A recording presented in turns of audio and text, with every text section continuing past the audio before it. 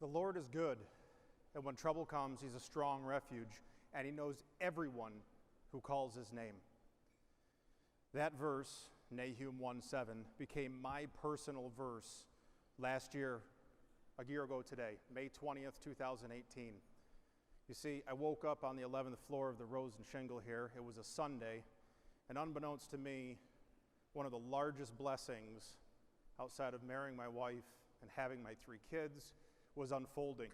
Now, at the time, it didn't feel like a blessing, but looking back on it, this has been something that has changed the trajectory of my life.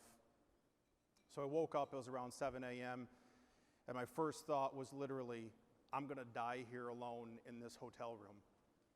You see, I had a pain in the back of my neck. The best way I could describe it is if you could imagine somebody putting vice grips on your neck and clamping them down. I was sensitive to light, sensitive to sound. I was getting sick. I'm not going to go into all the details. I called my wife, who was back up in New York where we live, and she was having breakfast with my kids. And they were getting ready to go to church, and they had soccer games or whatnot afterwards. And I gave her my room number, the phone number here to Rose and Shingle. And she asked me, why are you telling me this? And now my wife's known me for over 20 years now, and this is not a phone call that I've ever made in my life. And I said, something's wrong, and I don't know what's going on. I just want you to know in case something happens to me. So she put the kids on the phone, and I don't know if all you have kids or been around kids. My kids have one volume. It's loud. And at that point in time, I said, you got to take the kids off the phone. I couldn't deal with it was too loud for me. And all I kept thinking was, I just want to go home. I just want to go home. So I'd said I was going to take some Advil or ibuprofen and lay down and go back to bed, and I'll give you a call when I wake up and if I feel better, or when I feel better. And so we hung up the phone, and before I go any further, you know you married the right person when they save your life. Because the next thing my wife did, she could have just taken me at, oh yeah, he'll call, wakes up in a couple hours. Little did we know that decision that I just made, had it played out, I'd have never woken up again. So I wouldn't be standing here. So my wife, if not for her, I wouldn't have seen these people again, ever. And she took it upon herself, God bless her, to call Mike Coleman. And she asked Mike to come to my room. Now, if you don't know Mike Coleman, I'm 6'4", he makes me look like a child. And I praise the Lord for that, because Mike can attest, I didn't walk out of here. He literally dragged me out of here. We rushed over to Dr. Phillips Hospital, and I'm going to spare you the details. I'm not going to get into all of it because, one, you don't want to see a grown man lay down and cry on stage. So, and we just don't have time for all the nitty-gritty. So I'll give you the flyby here. And Mike, you can confirm a lot of this with Mike or several other people. The doctor walked in after having a CAT scan, and the first 3 things he said to us were, you're lucky to be alive. Most people don't wake up from this. You're having a brain aneurysm. And then they proceeded to tell us how they were going to get us to Orlando Regional via helicopter, but the weather wasn't cooperating, so they put me in an ambulance. And I found out about this after the fact. I didn't know, obviously, at the time, but Mike was in the front seat with the driver, and I was in the back, and the EMT apparently leaned in to the driver and said, how far out are we? And the driver said 5 minutes, and she said, the EMT in the back said, you better make it 3. So we get to the Orlando Regional, and my blood pressure is going through the roof, and normally I don't have high blood pressure, so this isn't, it was like 160 over 115 and skyrocketing. And the nurse that was there, she said, well, tell me about your wife and kids, and I distinctly remember saying, don't talk about my wife and don't talk about my kids. Just focus on the task at hand. And she said, well, if we can't get your blood pressure down, there's a 90% chance you're going to die. I said, well, if you want to get my blood pressure down, don't tell me that. So, and there was a lot of commotion, people coming in and out of the room. And at this point, there were probably, 7 or 8 IOA co-workers, if you will, sitting in the room watching all this unfold. And every time somebody from the hospital staff walked in, their first question was, which one of you is family? And the response in the beginning was, oh no, we're co-workers, and he's from upstate New York, and we're here for a sales meeting. And then at some point in time, and I don't remember who it was that said it, but it was, which one of you is family? And it said, you know what, we're all family. We're all family. And there's family that you're related to by blood or marriage or by choice, or sometimes not by choice. And then there's family where you're united by your convictions or your mission or your purpose. And that's what we are. We are family.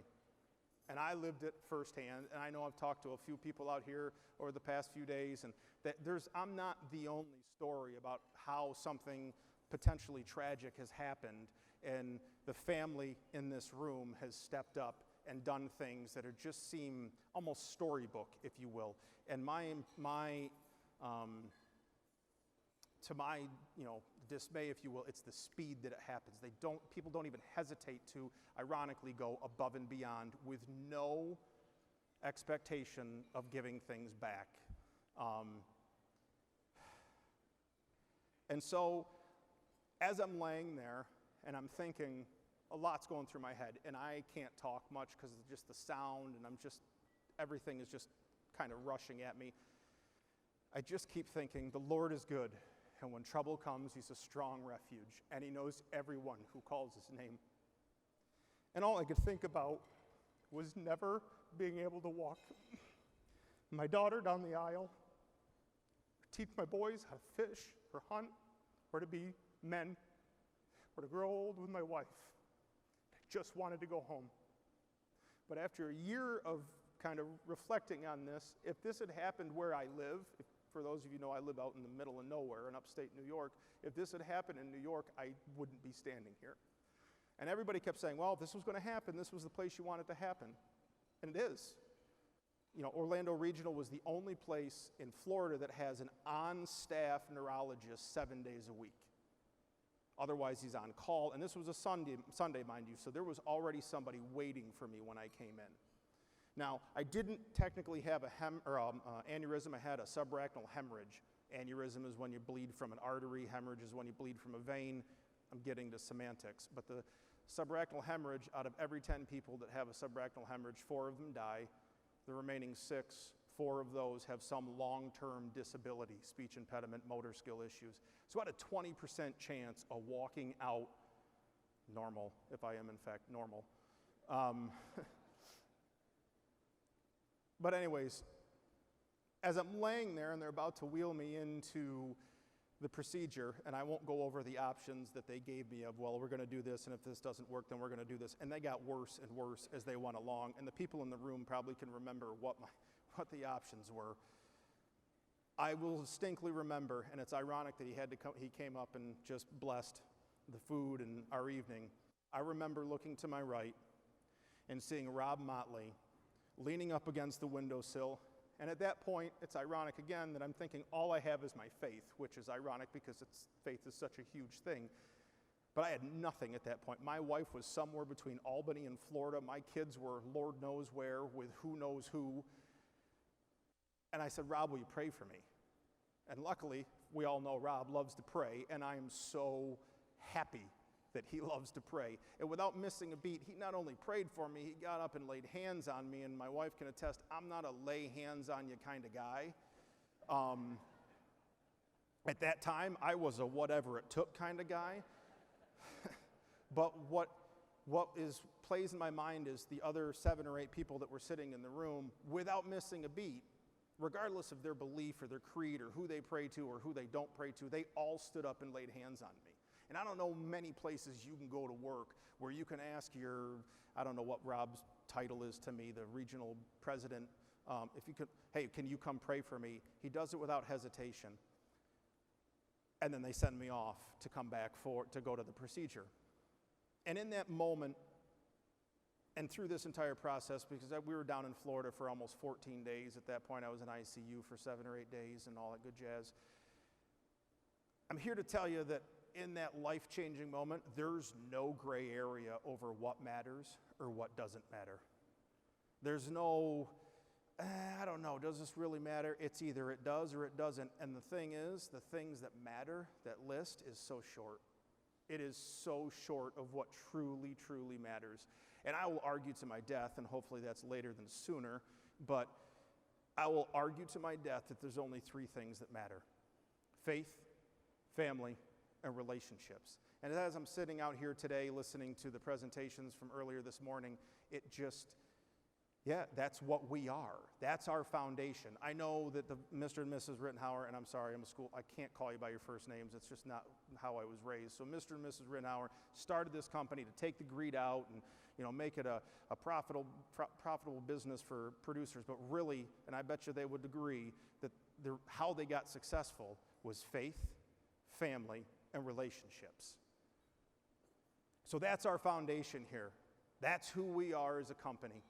And speaking of relationships, I wrote down, as I was preparing for this, I was going to name everybody who was involved in saving my life, because I'm still struggling with how do you say thank you to somebody who saved your life. I haven't figured that out, the actual words. So if anybody knows, give me a little heads up on how to thank somebody for that. And I stopped writing. I wrote out not all the names. I was writing down names. I stopped at 50. And there's people that I didn't know before this. There's people that I had heard of but have never met. So they had no skin in the game of getting anything back from me. They had no reason to step up and help me other than we're family, which, if you think about it, is a pretty good reason. So I remember going to Heath's office right before we left. We stopped over at home office and then headed back to New York. And I always remember, I stopped in his office and I said, it's amazing how quickly you all responded. It was almost like you were waiting for something bad to happen so that you could test out your prep plans on how to react. And without missing a beat, Heath said, we're family. And this is what family does. We are family. IOA is my family. There's people in here, I think Jeff Lago said it today, so Jeff, yes, I was listening to what you were saying. You said this room is filled with good people. I'd like to argue, this room is filled with great people that have the ability to give without any expectation of receiving. So before I close, I got one little thing, so humor me. We're going to do what's called a 6-2-8 breath, right? So you're going to breathe in for 6, you're going to hold it for 2, and you're going to breathe out for 8. Humor me, just play along. I know it sounds corny. On the count of 3, let's do it. 1, 2, 3. And as you're breathing out, just think, and it's a heavy thought, but it is the truth. There's going to come a day where you're never going to do that again. And you don't know when that day is. You don't know how it's going to end, and you don't know if you've got 2 weeks, 2 years, 2 decades. My question to everybody in this room is to ask you, what are you doing and why? Because if you don't know why you do what you do, then you're probably paying attention to the noise of life, the dings, the buzzes, the bells, the whistles, and I'm telling you, it doesn't matter. When you're laying there thinking, I'm never going to see my wife and kids again, and if I do see them, there's a good chance that I'm going to have some kind of mobility issue. I'm not going to be the same person that left when they saw me 3 days ago. There's 3 things that matter: faith, family, relationships. The rest of it is noise. And we here are blessed to have all of these positive things that Heath went over today about all the investments that we're making into the industry, and that allows us to do one thing. And I think Jerry Luan said it this morning, be a business ally. I would love to see everybody be a human ally. When somebody needs help, help them. Go above and beyond without any expectation of getting anything back. I know I have seriously changed my trajectory and started doing that in my life this year after these wonderful events, and I am blessed beyond anything that I deserve. So from the bottom of my heart, from the bottom of my wife's heart, my kids, and they're running around somewhere out in this lobby breaking things, I'm sure. Thank you. Thank you to IOA. God bless IOA. God bless everybody in this room. Thank you.